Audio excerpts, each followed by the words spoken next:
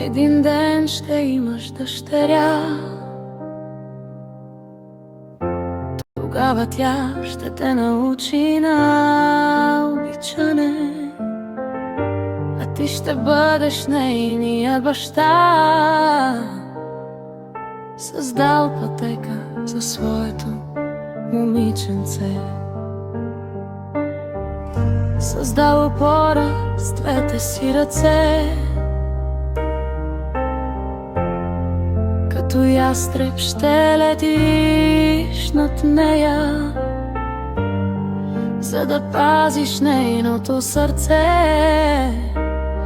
от бурите, в които днес живееш.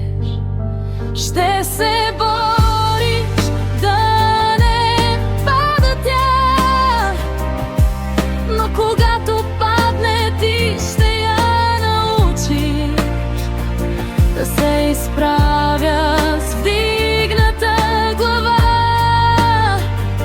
и да продължава в живота да се учи. Понякога ще влизаш в нейни светове, ще се наложи слабост да покажеш.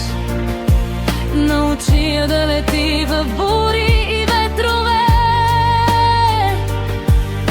и никога да не се отказва.